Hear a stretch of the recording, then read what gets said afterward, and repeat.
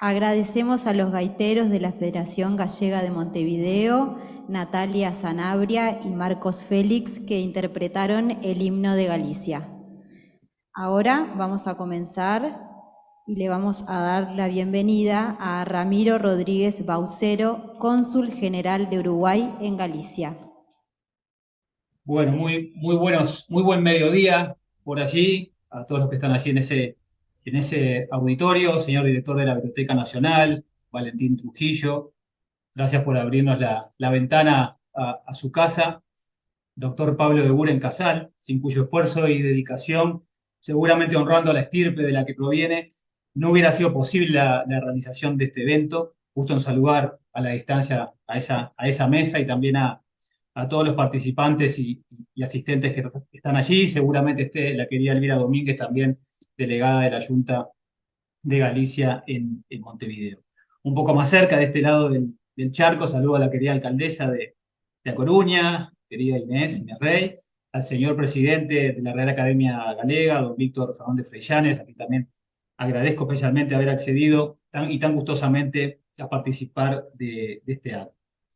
Esta experiencia, hablábamos antes de conectarnos y hasta incluso vernos unos a otros al otro lado del océano, a pesar de la distancia, habla de los avances de la tecnología y del tendido de puentes entre ambas orillas, precisamente algo en lo que Alfar fue también vanguardista. Quiero transmitir también el saludo y las excusas de nuestra embajadora en Madrid, Ana Teresa Ayala, quien por motivos de fuerza mayor no pudo hacerse también partícipe de este acto, de esta actividad. Es un gusto abrir justamente esta conmemoración y homenaje en el centenario de la revista literaria Alfar, dirigida por el escritor, poeta y diplomático uruguayo Julio J. Casal, revista que, como todos ustedes saben, está indisolublemente ligada a la ciudad de A Coruña. En aquellos años 20, A Coruña desempeñaba justamente un lugar central desde la perspectiva transatlántica como puerto privilegiado clave y un comercio marítimo con América potenciado por las redes generadas por la inmigración. En efecto, la ciudad herculina compartía las primeras posiciones en el ámbito de la modernidad o la alegría, parafraseando a Villar Ponte, solo detrás de Madrid y Barcelona. Es en aquella Coruña, en aquel contexto, en la que bastaba la lámpara de nuestros versos para recorrer los caminos de noche, y en un juego de peligrosa poesía nació Alfar. Fruto de la conversión del anterior boletín, luego revista de la Casa América Galicia, y gracias al impulso del presidente de esa institución, el entonces cónsul de Uruguay en Coruña, Julio J. Casal. Puente entre Hispanoamérica y España y Galicia, centro por el que se cruzaban las nuevas tendencias españolas, dialogando con el campo intelectual gallego y con el acento americanista de muchos de sus colaboradores, como Gabriela Mistral, Juan Carlos Sonetti, Victoria Ocampo, Juana de Ibarburú, hija esta última de esta tierra gallega, en momentos en que las repúblicas americanas avanzaban hacia sus respectivos centenarios. El proyecto de Alfar, como seguramente será abordado por quienes me sucederán en el uso de la palabra, contó con la colaboración de señalados miembros de la generación del 98, como Unamuno, Antonio Machado y Azorín, así como integrantes de la generación del 27 en plena gestación, como Rafael Alberti, Juan Ramón Jiménez, Cernuda, Salinas, García Lorca y tantos otros. Pero Alfar también destacó por la integración de los más importantes artistas plásticos de aquella época, como Salvador Dalí, Francisco Miguel, Torres García, y particularmente del también compatriota Rafael Barradas, como director artístico de la revista. En este sentido, el mérito de Alfar, y por ende de Julio J. Casal, según Guillermo de Torre, fue el de no limitarse a un país o una escuela, sino de abrir pluralmente la página de su revista a expresiones de distintas latitudes geográficas y espirituales, como vehículo protagónico de las vanguardias de posguerra y de aquellos locos años 20. Apreciado auditorio, hoy, 100 años después de la cristalización de aquel proyecto de 3 décadas, queremos señalar que Alfar es un símbolo de lo que representa esta rica relación entre Galicia y Uruguay, que por aquel entonces nutría todo el quehacer económico, empresarial y cultural del país. Un país que en aquel año 1923 inauguraba la nueva y suntuosa sede de su centro gallego, a sus 44 años de existencia, en aquel Uruguay que también se encaminaba hacia su centenario. Aquel Uruguay que transitaba aquellos años de democracia triunfante, prolífico en escritores, pintores, pensadores y también futbolistas, que en 6 años nos regalarían 3 conquistas mundiales. Por último, y en lo que nos toca más de cerca, no quiero dejar de destacar la condición de diplomático de Julio J. Casal, naturalmente cuando todavía no existía un servicio exterior organizado. Al respecto, reivindicamos el accionar de Julio Casal en lo que entendemos debe hacer todo representante del país y del exterior: tender puentes, tejer redes y fomentar el entendimiento y conocimiento mutuo, máxime en un destino tan importante para Uruguay como es Galicia. Y vaya si lo habrá hecho con creces Julio J. Casal, con Alfar, dejando una huella indeleble de la que hoy podemos seguir admirando gracias a la digitalización de su colección. Y en esto extiendo mi reconocimiento a Lisa Bloch de Vegar y su reconocido proyecto Anáforas. Por último, concluyo saludando este nuevo encuentro entre Uruguay, España y Galicia, campo fertilizado por esta entrañable y fecunda relación que fructificó hace 100 años con la revista El Far, y que en honor a estos antecedentes esperamos sigan germinando iniciativas que involucren a ambas orillas del Atlántico. Muchas gracias. Estaríamos pasando la palabra a la alcaldesa de la ciudad de Coruña, a doña Inés Rey. Por favor, alcaldesa. ¿Qué tal? Muchas gracias. Buenas tardes. No sé si se me escucha bien. Un saludo tempranero a Uruguay. Aquí ya son casi las 5 menos cuarto de la tarde y les doy las buenas tardes, boa tarde, bo día en Uruguay. En primer lugar, permítanme que felicite a Natalia y a Marcos por esa maravillosa interpretación del himno galego que he escuchado desde este lado del Atlántico y que siempre emociona, aunque haya tantos kilómetros que nos separan. Por supuesto, agradecer la invitación a la celebración de este centenario de la revista Alfar. Quiero agradecer al cónsul, a Ramiro Rodríguez. Querido Ramiro, muchas gracias, y mando un saludo también a Teresa Ayala, la embajadora de Uruguay en España, con la que tan buena relación tenemos siempre desde la ciudad de A Coruña. Por supuesto, a Víctor Fernández Freixanes, presidente de la Real Academia Galega, que está a pocos kilómetros de mí, a muchos más kilómetros de ustedes, pero que también está ahora mismo conectado, y a Pablo Eguren y a Valentín Trujillo, director de la Biblioteca Nacional. Para mí es un honor como alcaldesa poder participar en este acto, en este centenario, y estrechar una vez más los lazos que nos unen con Uruguay, porque la hazaña artística que supuso la revista Alfar es hija de su tiempo, hija de esa conexión entre ambos lados del Atlántico, y también hija de la modernidad de una ciudad que hace 100 años, pero también ahora es un faro para Galicia y también un faro para el mundo, que es la ciudad de A Coruña. Así que desde aquí, en mi nombre y en el de toda la ciudad, les mandamos un fraternal saludo a todos los que están ahora en este acto. Quería empezar con una apreciación global, y es que el intenso intercambio cultural, social, económico entre Galicia y Latinoamérica, que se produjo entre los siglos XIX y el siglo XX, en demasiadas ocasiones, especialmente por nuestra parte, ha sido cautivo de un relato del emigrante dramático, ese relato del emigrante atrapado en la morriña, y sin negar que eso efectivamente haya sido una realidad para muchos de los gallegos que se marchaban a Uruguay. Creo que también debemos hacer hincapié en la otra faceta, esa que simboliza la revista Alfar, porque aquel puente marítimo entre Galicia y, por ejemplo, Uruguay tuvo también mucho de epopeya, mucho de creación de riqueza, mucho de progreso y de intercambio cultural, una historia de vanguardias que nos hace ser lo que fuimos y lo que somos ahora.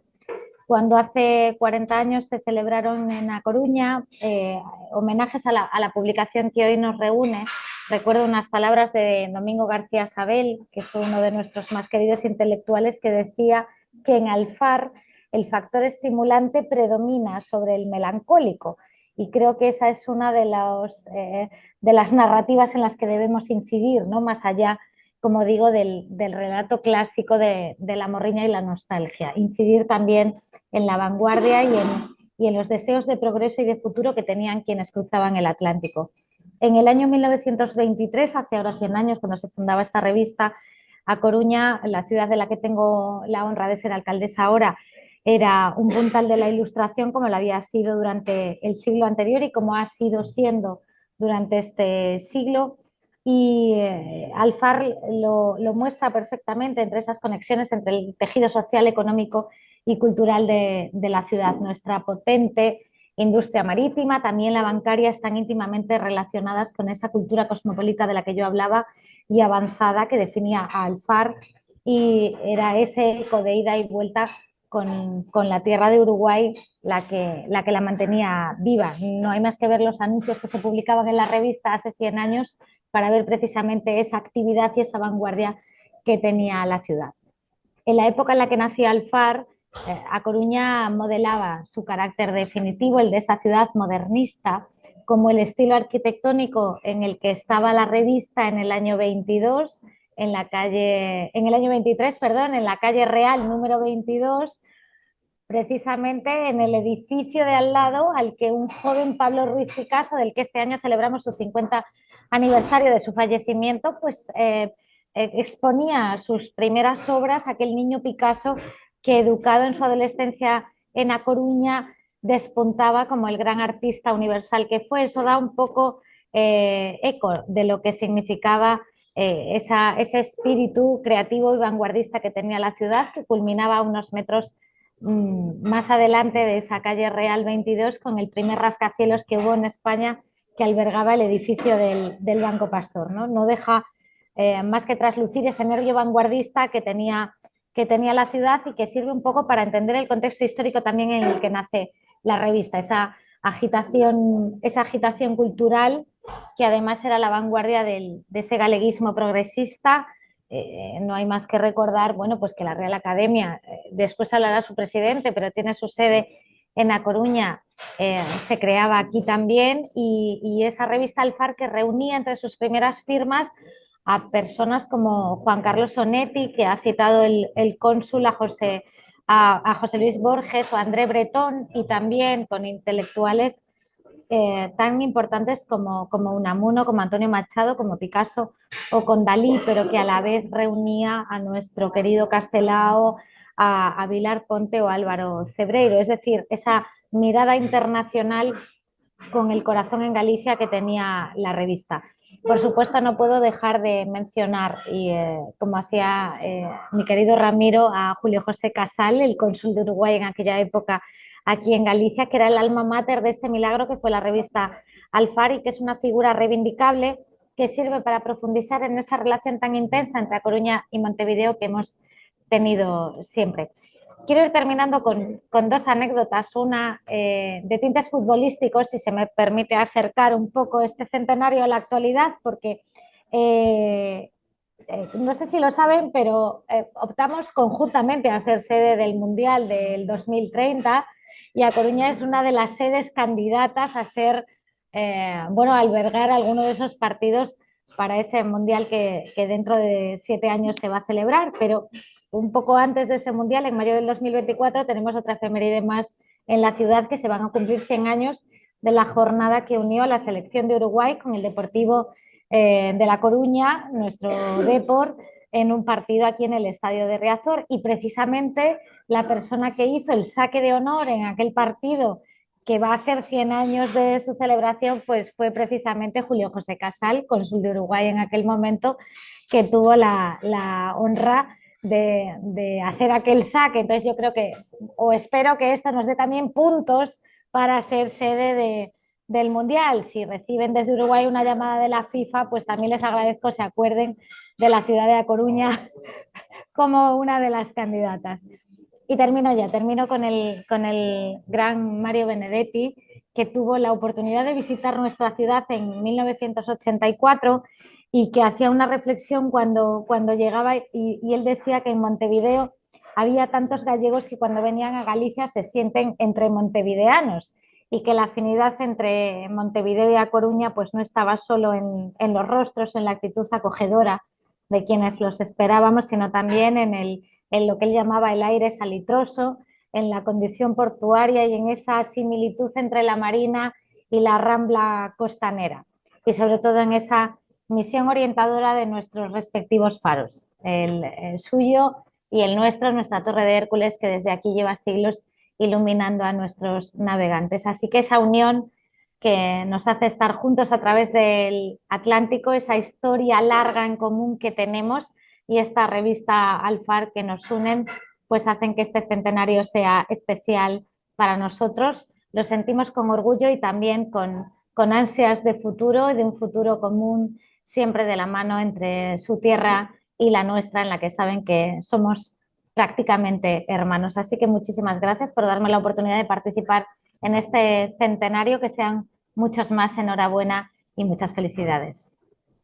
Muchas gracias, alcaldesa, muchas gracias por sus palabras y muy buena esa referencia al próximo año en el que se cumplirá el centenario también de aquella gira que hizo la selección celeste, la selección de Uruguay, en su camino a París, a los Juegos Olímpicos del año 24 en París, que dicho sea de paso es uno de los lauros y las consagraciones a las que aludía en las palabras de hace un ratito. Así que, si Dios quiere, el año que viene estaremos conmemorando también esa efeméride. Así que... Gracias, cónsul. Me tengo que retirar. Les deseo que tengan un buen acto y muchísimas gracias nuevamente por la oportunidad de participar.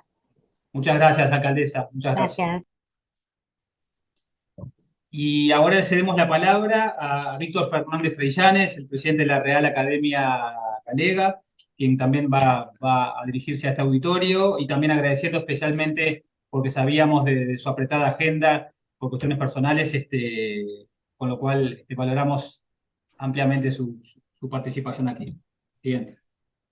Ben, moi boas tardes a todos e a todas e moitas grazas polo convite, moitas grazas pola celebración e os parabéns tamén pola iniciativa, porque efectivamente lembrar estes 100 anos de historia dunha revista que significou moito na intelectualidade, non só na intelectualidade galega e española, sino tamén no mundo da cultura do seu tempo, nos anos 20, e que ademais acolleu a intelectuais da dimensión que xa se salientou nas intervencións anteriores. Eu non quixera repetir, porque non ten sentido, as intervencións de noso cónsul xeral, que, bueno, agradezo moito ese convite, repito, e da nosa alcaldesa da cidade da Coruña, que neses anos, 1923, cando podemos falar da revista Alfar, era a capital unha das... Bueno, a capital da modernidade, podemos decir,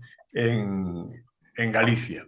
Era a capital de la modernidad porque en ese momento la cultura urbana, que en Galicia está consolidándose en esas fechas, tiene en la ciudad de La Coruña una burguesía, una cultura civil que la consolida como un proyecto de futuro que acoge a muchísimos intelectuales y pensadores, escritores, etcétera.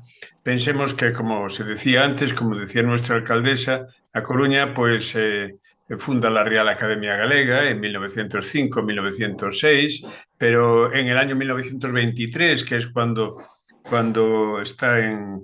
inauguramos el periodo de la revista Alfar, en 1923 se crea en Santiago de Compostela, pero con participación importante de intelectuales gallegos, muchos de ellos colaboradores también de la revista. Se crea y celebramos la fundación del Seminario de Estudos Galegos, que probablemente un dos grandes núcleos de modernidad cultural tamén en Galicia.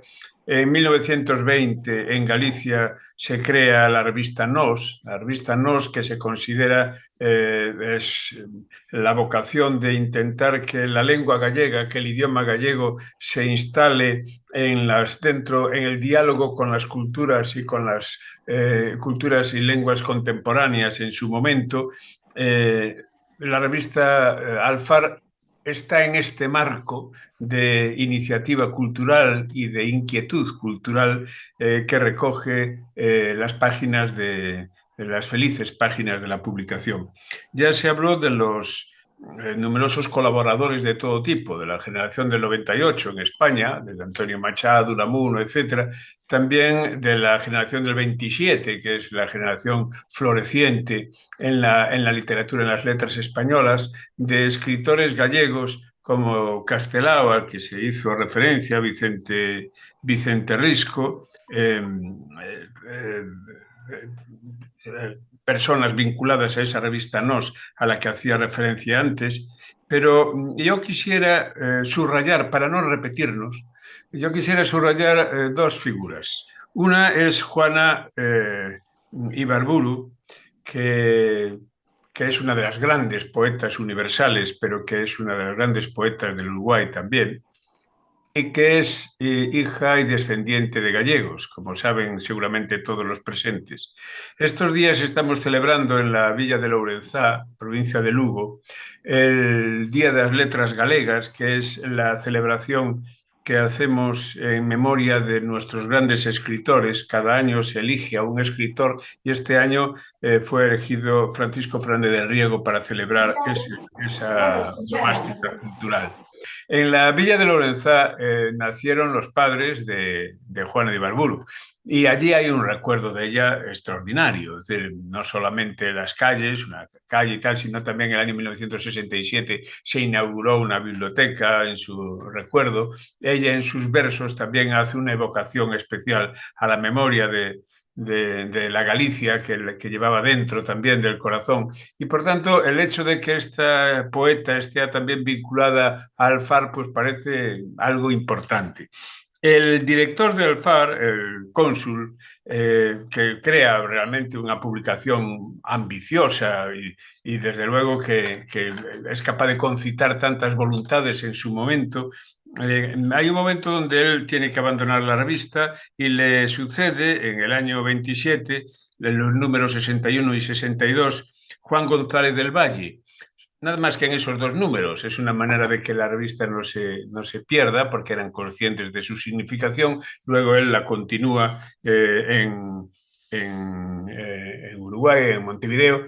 Pero Juan González del Valle es un personaje especialmente querido por nosotros y desgraciado en su vida, porque siendo un gran escritor, fue académico correspondiente de la Real Academia Gallega, fue miembro de ese seminario de estudios galegos al que yo hacía referencia, a la guerra civil que tronzó tantas cosas, que deshizo tantas cosas, y ahí hay que decir que Uruguay fue uno de los centros de acogida de tantos exiliados, de tantos gallegos y gallegas también que tuvieron que buscar la vida y sobrevivir incluso al otro lado del Atlántico, y es algo que agradeceremos siempre y que tenemos en nuestro recuerdo, pues González del Valle, después de las vicisitudes de la guerra, después de ser catedrático y una persona además muy significada porque colaboró pues, en la Nueva España, en Nueva Galicia, etcétera, pues acabó en los campos de concentración alemanes y allí muere en el año 1941. Hace poco que el alcalde, la alcaldesa de A Coruña pues recordó a los mártires en aquella barbarie de la Segunda Guerra Mundial y de la barbarie de los campos de concentración alemanes que se llevaron también por delante a quien fue durante un tiempo colaborador, pero después también durante esos pocos años director de la revista. Son dos referencias a las que no quería dejar pasar. Para nosotros, Uruguay, en general América, pero hay Buenos Aires, Cuba, Venezuela, México, pero Uruguay es un territorio especialmente querido para los gallegos emigrantes. Salían del puerto de Parrote, en La Coruña, por eso la revista tiene tanta presencia de las navieras y de la publicidad de las empresas que también se dedicaban al comercio y al transatlántico de personas y de mercancías entre Galicia y Uruguay. Salían del puerto de Parrote familias enteras camino de las Américas para buscar vida cuando aquí no había horizonte vital y horizonte económico. Y el primer sitio al que llegaban no era Buenos Aires, el primer sitio al que llegaban casi siempre era Montevideo. Es lo primero que veían al llegar allí, ¿no? Después de los días de travesía transatlántica, y hay que pensar que muchas de aquellas gentes nunca habían salido de sus aldeas y era la primera vez que conectaban con el mundo, con un mundo distinto y con un mundo moderno, pues lo primero que veían era Montevideo. Muchos quedaron allí, otros pasaron el charco del Mar del Plata y se fueron a Buenos Aires o a Chile, a Brasil, pero Montevideo siempre fue el referente de ellos. Y yo la primera vez que visité Montevideo, donde por cierto se estrena la obra de Castelao y allí se crea las celebraciones del Consello de Galicia, por ejemplo, que fue una de las iniciativas de resistencia democrática y galleguista después de la Guerra Civil, en la posguerra, pero cuando visité por primera vez en Montevideo, la impresión que yo tuve fue que aquello era como la ciudad de La Coruña al otro lado. Era una sensación de, incluso por sus dimensiones, por su calidez, por el talante de la gente, por el aire que se respiraba, el mar estaba allí presente y hasta los vientos. La ciudad de La Coruña es una ciudad, los que la conocen bien lo sabemos, especialmente ventilada, digámoslo así. Cuando sopla el viento, aquello es un espectáculo, ¿no? Pero bueno, Montevideo era un poco así. Yo allí todavía tengo grandes amigos, no quiero enumerarlos ahora todos porque si no me olvidaría de alguno y no quisiera hacerlo, pero alguno seguramente nos estará escuchando, nuestro amigo Losa, por ejemplo, o el Centro Gallego de Montevideo, que fue el centro activo más antiguo del mundo, y es algo de lo que nos sentimos especialmente orgullosos. Bueno, Zubillaga, el catedrático Zubillaga, es académico de honra de la academia y es uno de los estudiosos de la presencia de los gallegos en Uruguay. Y la revista Alfar está dentro de todo ese espíritu, que es el espíritu de la modernidad, como decía al principio, el espíritu de una Galicia, pero también de una cultura europea abierta al mundo, abierta a las Américas, y que tiende un puente y un abrazo entre los dos continentes, entre las dos culturas, como una realidad común que no quiere perder la memoria, cada uno desde su propia identidad y desde su propia soberanía, pero que no quiere perder la memoria de lo que fue y de lo que puede ser en el futuro. Por eso esta celebración yo creo que tiene una significación especial y por eso le doy los parabienes a los que a los que han promovido esta iniciativa. Muchas gracias por invitarme. Y ya sé que empecé en gallego sin darme cuenta, pero luego me pasé a la lengua que ustedes entienden, a la lengua común que ustedes entienden perfectamente. Un abrazo muy grande desde este otro lado del mundo. Muchas gracias, presidente, por sus palabras. Ahí debo decir también, gracias también por la referencia a Juana Ibarburu, sobre todo a sus raíces en Logrenzá, en la provincia de Lugo, que tiene hasta su propia biblioteca que se llama en su nombre y que se inauguró también estando todavía Juana con vida y todavía hay registros allí de audio de la felicitación que envió Juana en ocasión de aquella inauguración. Y sí, Juana decía tierra, patria de mi padre, luminosa y grande, refiriéndose a Galicia, ¿no? Y su deseo de conocer esa tierra ancestral. Y luego sí, Montevideo, doy fe, querido presidente, como vecino coruñés que soy, de las similitudes que hay entre Coruña y Montevideo. La una presume de tener el paseo marítimo más grande de Europa y los montevideanos, modestamente, creo que tenemos el paseo marítimo o la rambla más larga del mundo. Así que también eso tenemos en común, además del viento y nuestra especial vinculación con el mar. Dicho esto, querido presidente, también está dispensado porque nos había comentado que también iba a tener necesidad de salir y ausentarse antes de terminar la actividad, con lo cual le agradecemos mucho su participación. Bien, reafirmo mi gratitud, los parabienes a todos los presentes, muchas gracias y encantado de saludarles. Muchas gracias, presidente. Muchas gracias por su participación. Y ahora pasamos, si les parece, a Pablo Eguren Casal, el doctor Pablo Eguren Casal, con quien venimos trabajando en esto hace algunas semanas, así que va a ser un gusto escucharte, Pablo. Escucharte y verte, por supuesto. Bueno, es una alegría, Ramiro.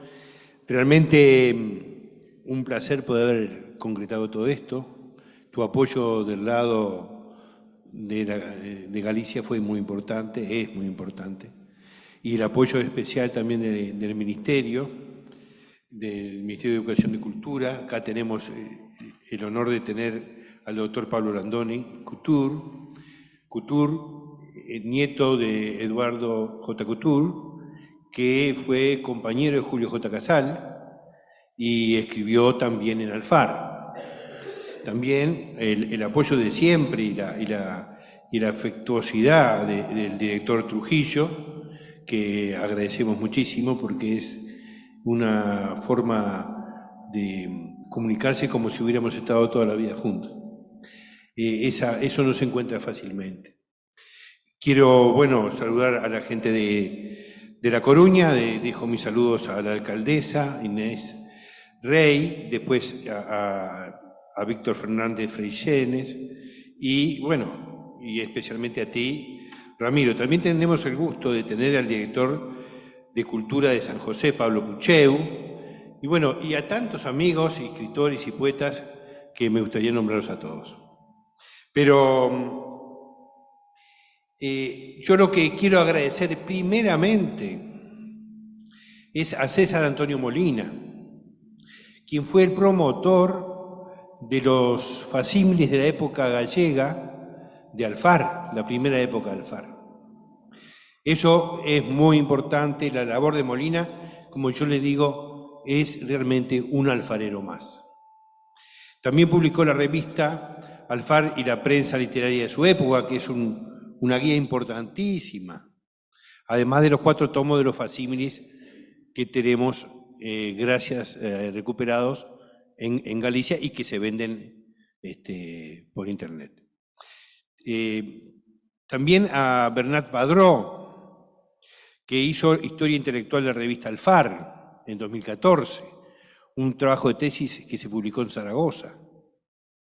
A Carlos García y Pilar García Sedas, que hicieron un trabajo enorme en cuanto a la publicación, que hicieron con la Biblioteca Nacional y el apoyo de la Biblioteca Nacional, Julio J. Casal, alfarero y poeta entre 2 orillas.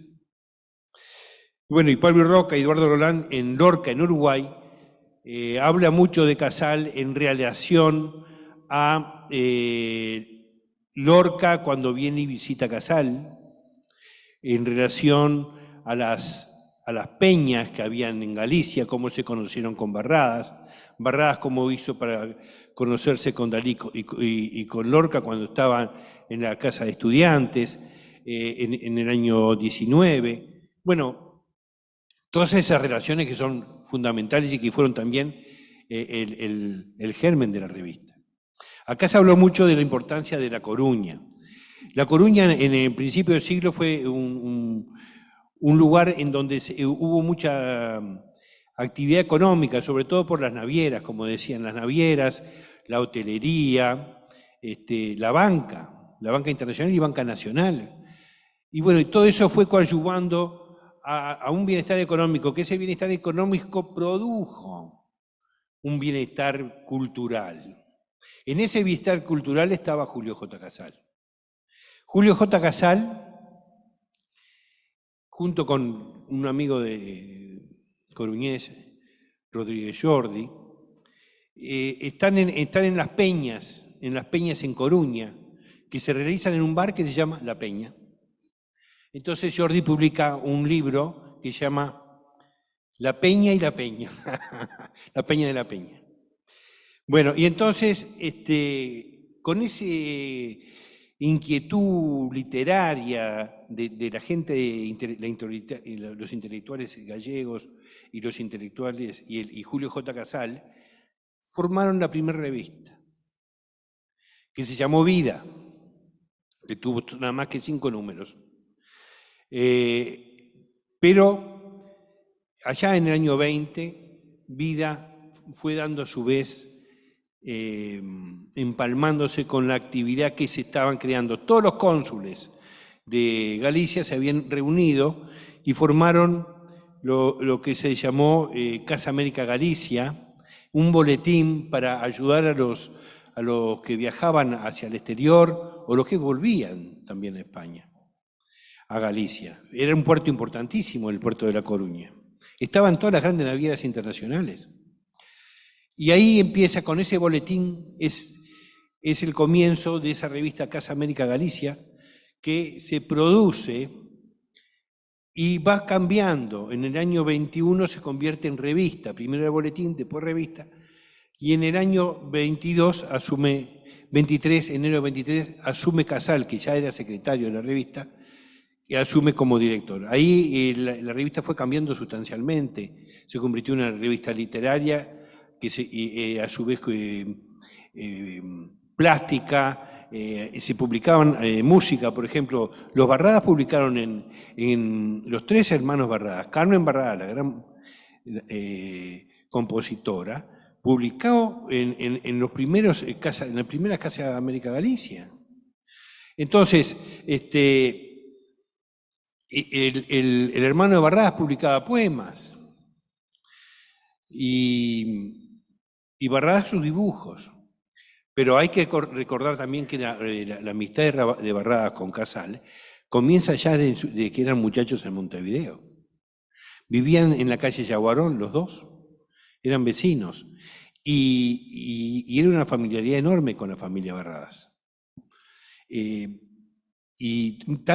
a tal punto llegó esa amistad que Barradas llegó a decir que solamente tenía a su madre, a Pilar, la esposa, a Carmen, a mi hermano y a ti, Julio, en la vida.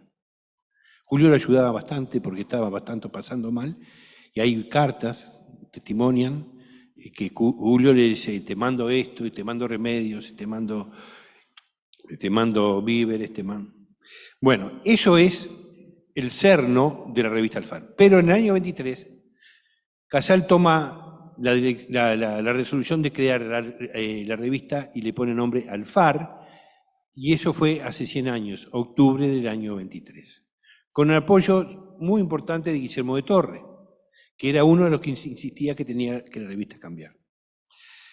Bueno, tenemos la primera época, he resumido bastante esto que había puesto, pero tenemos la primera época de Alfar, y antes de eso, acá me recuerda que en Casa María Galicia ya escribía Juan Ibarburu, Gabriela Mistral, Montiel Ballesteros, Villar Ponte, Guillermo de Torre, Julio Jordi, José Luis Bugal, Luis Buñuel, y bueno, Canel, que era un músico, de Veiga, que era gente de Galicia. Y al crearse Alfar, comienza con el número 33 porque sigue la numeración de lo que fue el boletín, Casa América Galicia y después Alfar, número 33. Esa revista, yo no sé cómo hacían, pero se vendía en Francia. Paul Éluard, los primeros poemas en francés que se publicaron de Paul Éluard fue en la revista Alfar, fuera de Francia.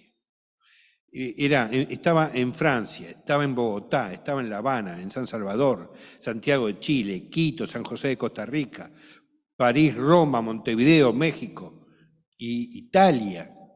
Ahí se vendía la revista Alfar. Esa es la dimensión de la revista. Al decir de César Antonio Molina, Alfar fue eminentemente una revista de literatura y también de arte. Se publicará en la época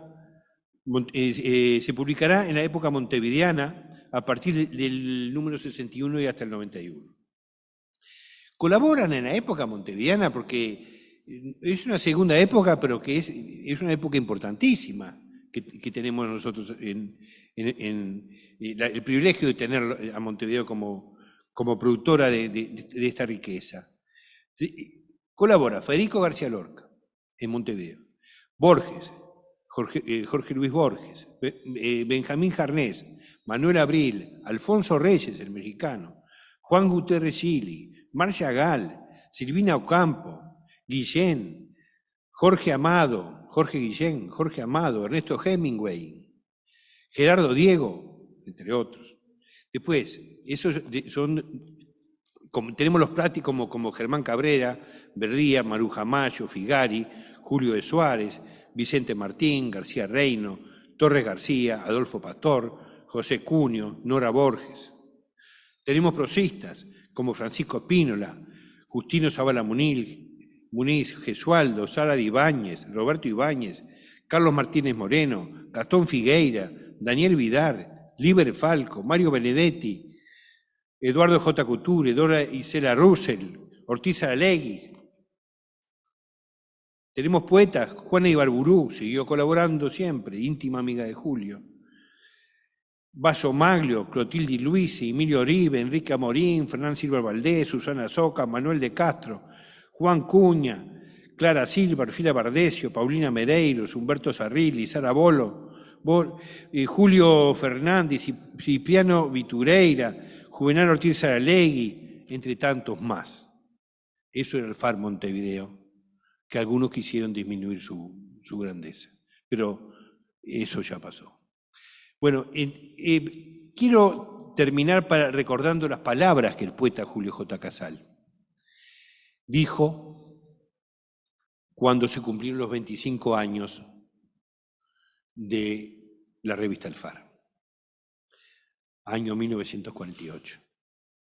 Era ayer, y hace 25 años, Galicia, andaba un viento frío por las calles de la vieja ciudad cantábrica, pero nosotros teníamos fuego en el corazón, y para recorrer los caminos de la noche nos alcanzaba con la lámpara de nuestros versos. En un juego de peligrosa poesía nació Alfar. Queríamos imponer nuestra religión de escritores y se entabló la lucha, pero no nos importaba. Ya nos había dicho el pensador que el paraíso está en la sombra que proyectan las espadas. Íbamos en la pureza de nuestra verdad y ya sabíamos con el maestro que Dios no tiene necesidad de nuestras mentiras. Y que el drama que vivíamos nacía de nuestras convicciones, que nuestra faena iba segura en su acendrado fervor y en su presencia de espada. Fuimos creando nuestra soledad y nuestra embriaguez. Sabíamos con la Bruyère que todo nuestro mal viene de no poder estar solos. Así nació Alfar. Nuestro bosque no tendría la razón de sus árboles, pero se derramaba con su aliento propio. Pero pronto, de todas las distancias, nos alcanzó el lenguaje de la sangre, la esperanza de los nuevos, las abejas laboriosas de los consagrados, miel de Antonio Machado, de Miguel de Unamuno, de Gabriel Miró, y hasta nosotros fueron llegando Fernando Villalón con sus romances del 800, y al mismo tiempo ocultista con su actitud de misterio contra el número creador de una aristocracia popular. Emilio Prados venía de Málaga con su barco, devanando sus cadenas y peinando sus amarras. Vicente Alexandre, de Sevilla. Luis Cernuda, dueño de su Perfil del Aire. Manuel Altolaguirre, abogado, obrero, tipógrafo, uno de los más jóvenes que cantaba con su voz de niño: era mi dolor tan alto que la puerta de la casa, de donde salí llorando, me llegaba a la cintura. Era mi dolor tan alto que miraba al otro mundo por encima del ocaso. Y Pedro Salinas, con la aventura de su poesía hacia lo absoluto, y Rafael Alberti, el más nuestro de todos, nos envía desde Cádiz sus primeras colaboraciones. Ya en 1922 comentamos su Premio Nacional de Literatura. En el jurado estaban Antonio Machado, poeta del Sobrecielo y El Susuelo, Jorge Guillén, Damaso Alonso, Gerardo Diego, Juan Larrea, Moreno Villa y tantos más. Bajando de su granada, Fuente Vaqueros, envuelto en su viento del sur y con su maestro de la brisa, el Chopo, nos llegó también entre los juncos y la baja tarde el más emocionado y auténtico poeta, Federico García Lorca. Nombres queridos que, como dice Rafael Alberti, sin lastimarme, me están clavando una ribera de luz dulce en mi pecho, haciéndome el alma navegable. Cuando se habla de Alfar, entre los pintores, Salvador Dalí, Esplandiú, Bores, Francisco Miguel, Sebreiro, Abelenda, no podemos olvidar nunca el nombre de Barradas, que estará vivo con su expresión única de creador en su nuestra fiesta de memoria. Yo lo que he hecho, dice Casal, es ir recogiendo lo que se me daba. Levantar en la arquitectura de una obra el aire, la arcilla, el agua, que desde el paisaje del pecho me ofrecieron depurados y fraternos espíritus. Lo único que me toca en esta alegría de manos limpias, con qué trabajo es este difundir en mi propia voz la claridad auténtica de la jornada lírica de los otros que me han dado la bella actitud, yo la he situado. tratando que se vea su ardiente desnudez. Y no pido perdón si a veces entre tantas logradas formas que vuelan se ha deslizado lo que por su naciente cántico no cabría aparentemente en el secreto de equilibrio y que aspira esta revista. No olvidemos que no todo ha de ser creación. El primer rubor del cielo y el verde más inocente de la tierra son los que atraviesan la piel del paisaje con una vena viviente de poesía. El muro ancho y definitivo será más fuerte si deja posar en su piedra la ansiedad de los nuevos y el amanecer labrado con el sueño recién nacido, pero apretado de ternura de los que comienzan. Hay un lugar también para los que aún, sin ser los dueños de la obra poética de medida grave, tienen tal autoridad de pureza, tanta categoría de sangre nueva, que ellos son los que verdaderamente echan sobre nuestra tierra de labor la más viva y humana semilla. Para ellos la más intacta y dulce hoja de nuestro agradecimiento. Torna Alfar a dibujar en el espacio su anhelo de recoger la señal de todo lo que piensan y sueñan. Queremos presencias activas para que la obra permanezca. Adentrémonos cada vez más los unos en los otros, repartiéndonos el fervor y la fe, única manera de dignificar la sangre. Porque el dar lo nuestro nos enriquecemos con la lección depuradora que nace de la eficacia que da la refundición de todos los hombres en un solo hombre, es decir, de todos los espíritus en un solo espíritu. El fervor nos alcanzará hacia la verdad en el vuelo de su más íntima iluminación. Y la fe es la que nos dará la arcilla y el obrador, porque la fe es la garantía. Que se encuentren siempre nuestras manos cuando tendidas en el viento vayan a recoger la voz que nos llega desde aires distantes. Este agotarse en el sacrificio es un pretexto de luz para renacer y es una de las maneras que tiene el alma, como en el cantor de Moreno Villa, para ir siempre, resurrección en resurrección. Porque este oficio de pensar, vivo de angustia, peligro y júbilo al mismo tiempo, es el que ahora nos ciñe en este círculo de sencillo y desatado fuego. Julio J. Casal.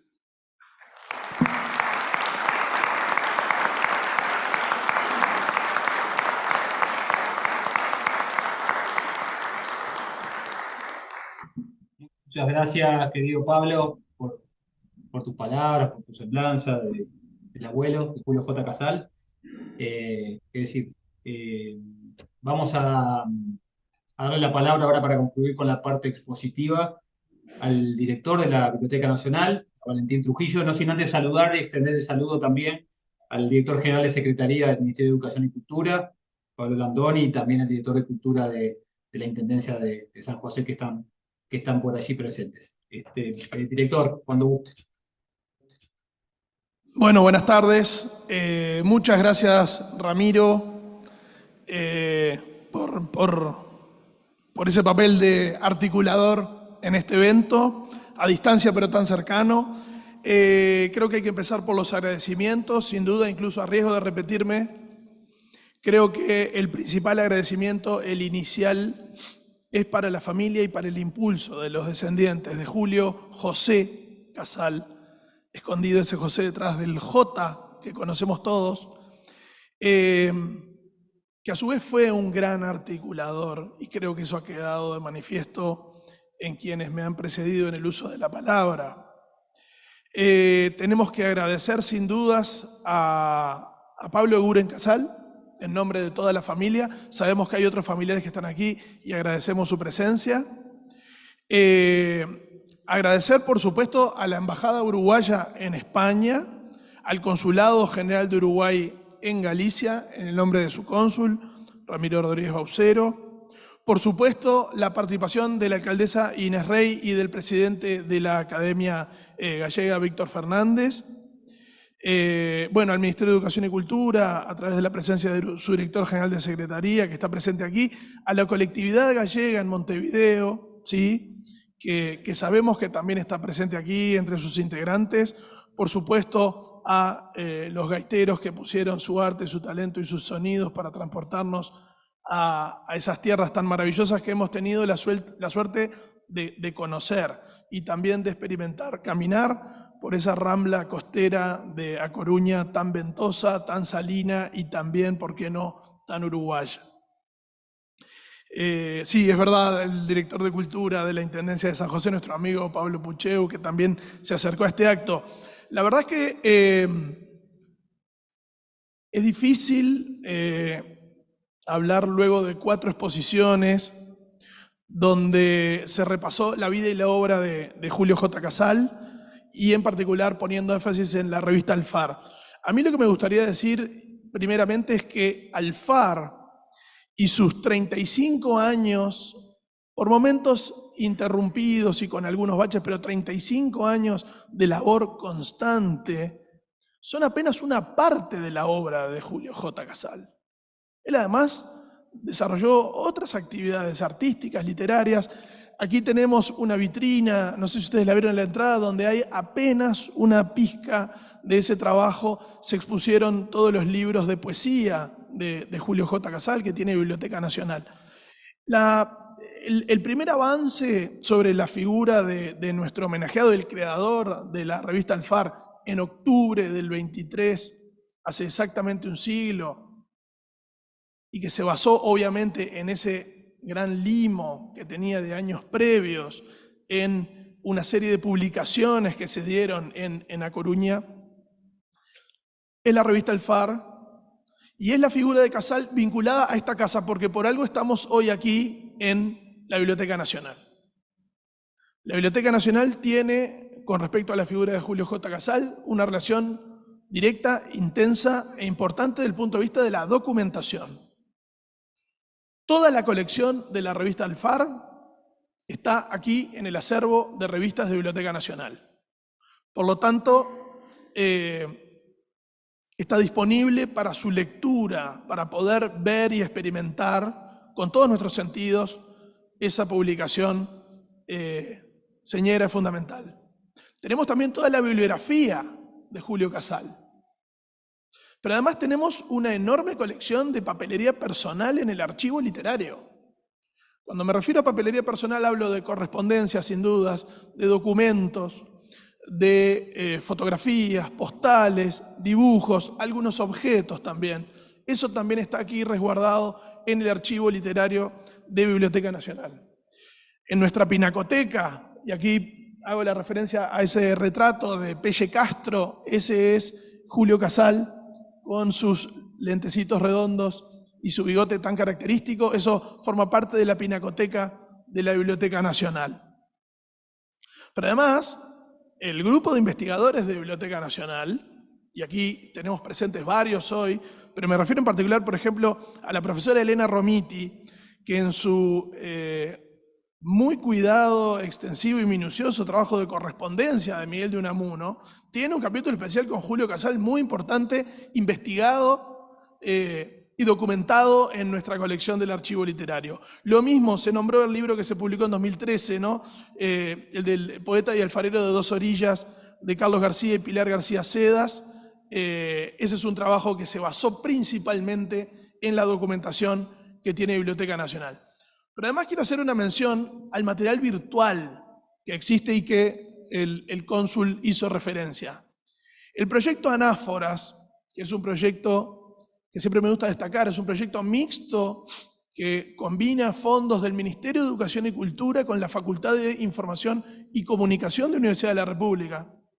Comandado por nuestra amiga, la gran doctora Lisa Bloch de Beer, realizó hace unos años un trabajo hercúleo, formidable, de digitalizar en una calidad y en una nitidez impresionante toda la colección de Alfar. Y es posible, desde entonces, consultarla en nuestros teléfonos, en una computadora, en una tablet. Esa ubicuidad que permite la tecnología e Internet, creo yo, va muy en línea con el espíritu primigenio de Julio J. Casal. Creo que si hay una palabra para definir buena parte de su trabajo, sobre todo en Alfar, es red, es circuito, Y ahora lo voy a demostrar con dos ejemplos muy, muy concretos.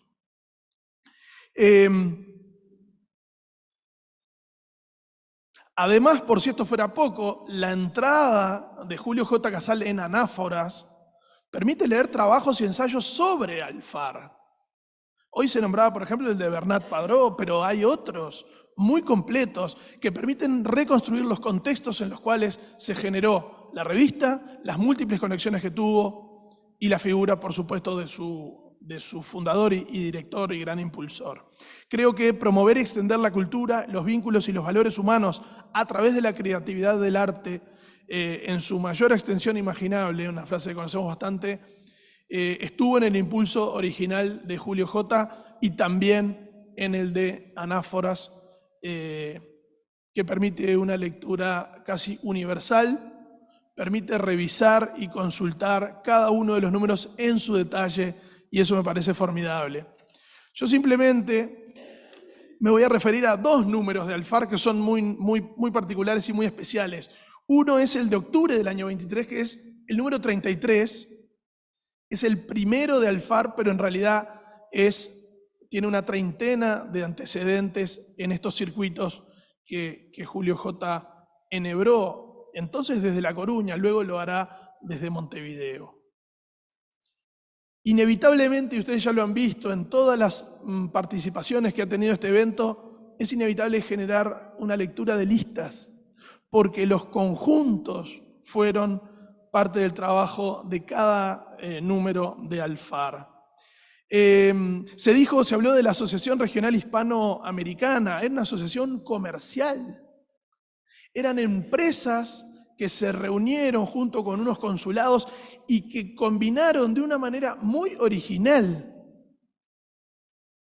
la parte capitalista de la empresa con el elemento intelectual de la reflexión.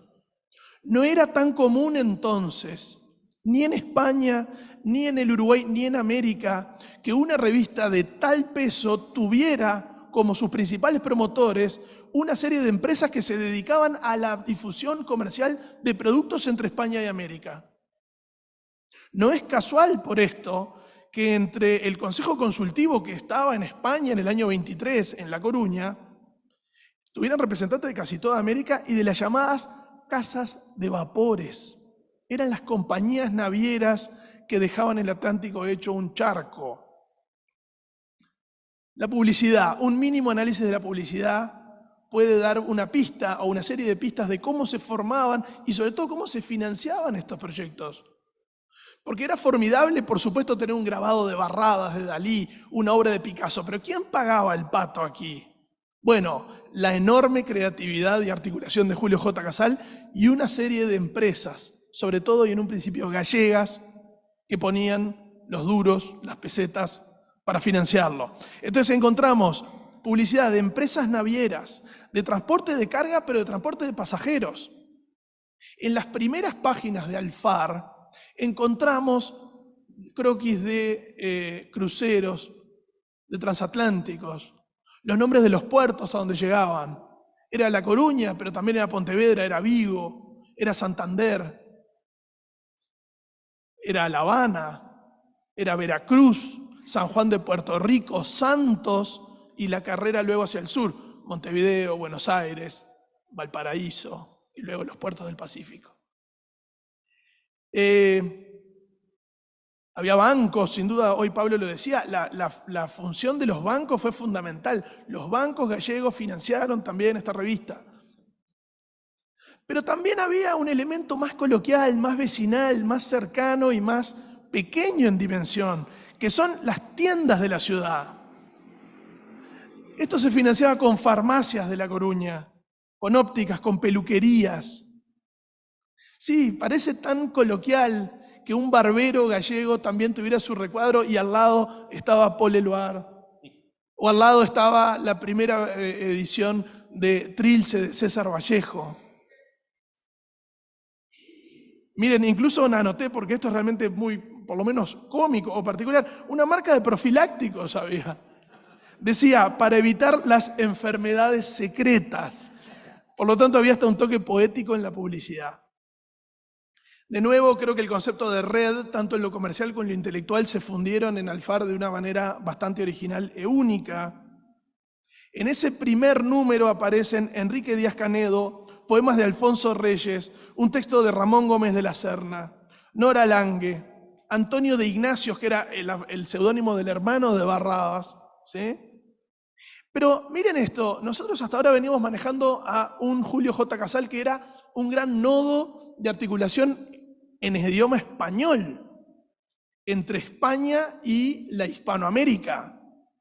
Sí, pero atención, abramos bien los ojos porque aparece en ese primer número llamado 33 una introducción y una entrevista al poeta nacional de Armenia, que se llamaba Ran Natsarians. Y luego viene una selección de poemas traducidos del armenio al español. Por lo tanto, se extendía mucho más allá del ámbito del español como la casa de la lengua en donde convivía América y España. Bueno, ahí se menciona a lo de Vallejo, obviamente, los grabados, los pintores. Ese primer número tenía también crítica literaria, ¿a cargo de quién? De Julio J. Casal, que además de hacer todo esto se daba el lujo y tenía el tiempo de escribir. ¿Sobre quién? Sobre un libro de Carlos Sabat Ercasti. Por lo tanto, y en esa función pontífice, porque de ahí viene la etimología de pontífice, no tiene tanto que ver en sus inicios con la figura religiosa, sino con ser puente. Pontus, esa es la base de ser. Esa figura pontífice que tuvo ese cónsul maravilloso, ese antecedente, Ramiro, que me imagino que tiene que generar una responsabilidad gigantesca, no solamente difundía la literatura uruguaya en España y en todos esos puertos y esos puntos donde estaba a la venta la revista, sino que además anunciaba que para el próximo número iba a comentar obra del poeta salteño Julio Garet, Agua del tiempo de Fernán Silva Valdés y además los poemas de Alfonsín Astorni. Por si esto fuera poco, además, en la misma página hacía recomendación de otras revistas, cómo los nodos funcionaban, cómo los circuitos que generaba Alfar se reproducían en otras ciudades, y recomienda que lean la revista de Occidente, nada más y nada menos, de Ortega y Gasset, que tenía base en Madrid, la Revue de l'Amérique Latine en París, Nosotros en Buenos Aires, otras revistas montevideanas, Pegaso, por ejemplo. En Montevideo había una gran ebullición en la década del 20 con las revistas literarias. Parábola, una revista de Burgos, Contemporánea, una revista de Lisboa donde ya colaboraba Fernando Pessoa, entre otros.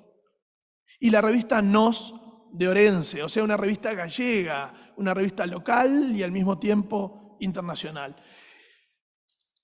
Eso sucedía en la primera, en la número 33, que viene a ser la revista 1 de Alfar. Ahora yo quisiera hacer una relación con una de las últimas, la penúltima en particular, que es del año 53. O sea, 30 años después, obviamente con base en Montevideo.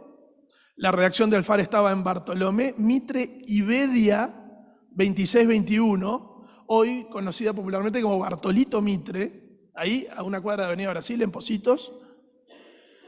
Pero la dirección salía como Bartolomé Mitre y Bedia, hijo del presidente argentino Bartolomé Mitre.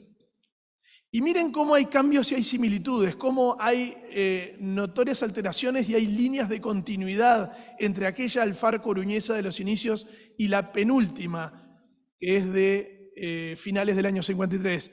Las publicidades ya son uruguayas, está Café El Chaná. Pero también hay empresas navieras que trabajaban con el puerto de Montevideo.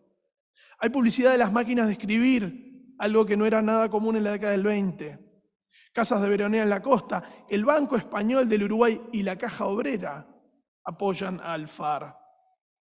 Se van colando de a poco apoyos estatales, lubricantes ANCAP, caja de jubilaciones, marcas de yerba y de whisky, una popular agua mineral y otra publicidad de una innovación para el momento que era una heladera con refrigerador. En la portada, nuevamente el arte, una obra de Vicente Martín. En el diseño aparece Barradas, obviamente Barradas ya había muerto varias décadas antes, pero aparece un nombre notorio, Augusto Torres, hijo de Joaquín Torres García.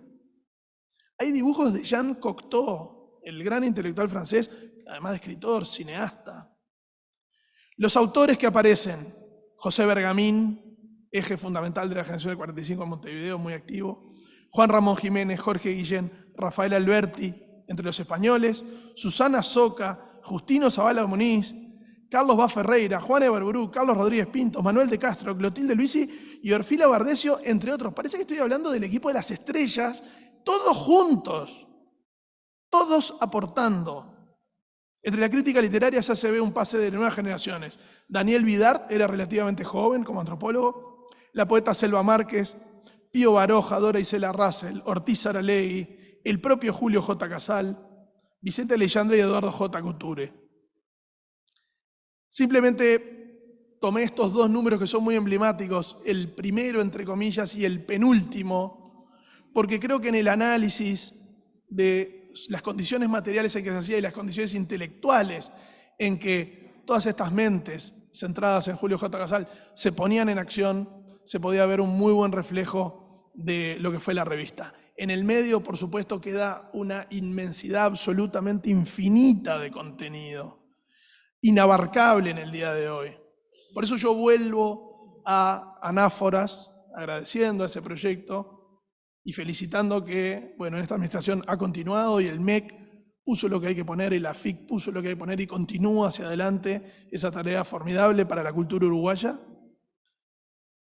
Me parece que la mejor manera de culminar mi oratoria es invitándolos a todos ustedes a que con la practicidad que tenemos para entrar a internet y navegar en estas páginas, sea, por supuesto, volver una vez más a leer al FAR. Muchísimas gracias.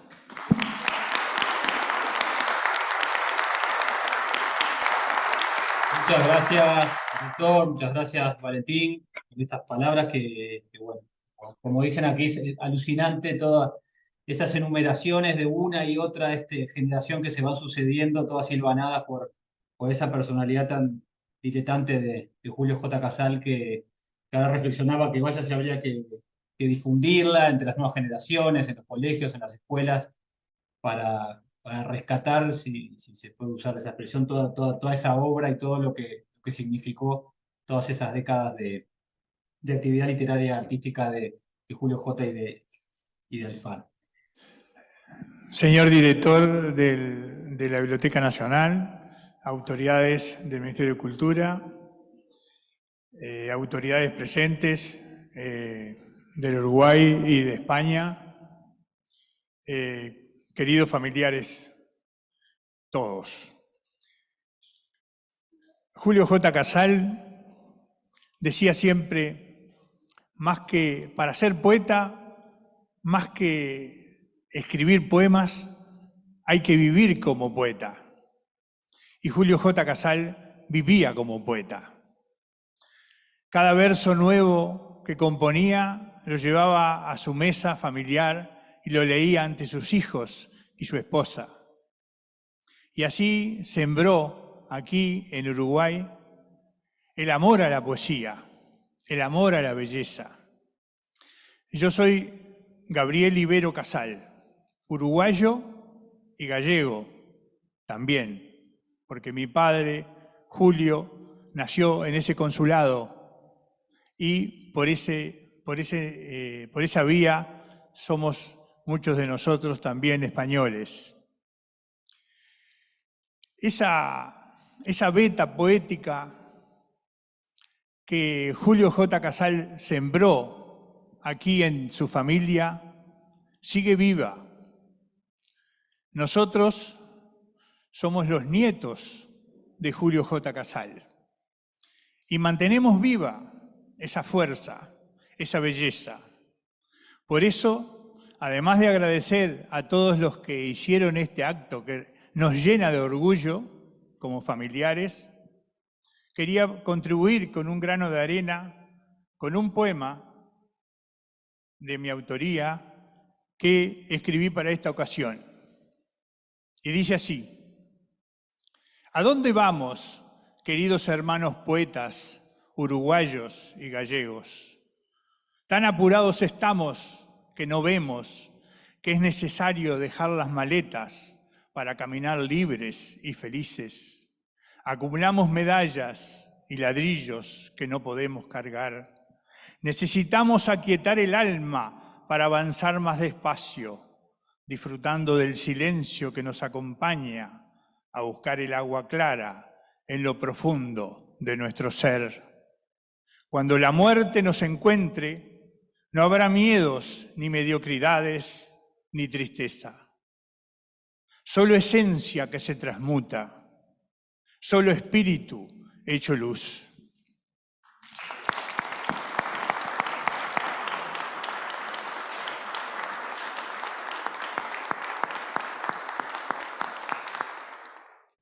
Bueno, muchas gracias. Luego de esta chapa muy pertinente, muy oportuna, que agradecemos. Ahora sí, si les parece, cerramos esta actividad desde aquí, desde Santiago de Compostela, con la pareja de gaiteros, Natalia Sanabria y Marco Félix, de la Federación de Asociaciones Gallegas del Uruguay. Bueno, transmitiendo nuestro saludo aquí a la distancia y agradeciéndoles a todos la participación y la atención en este acto. Muchas gracias. Buenas tardes.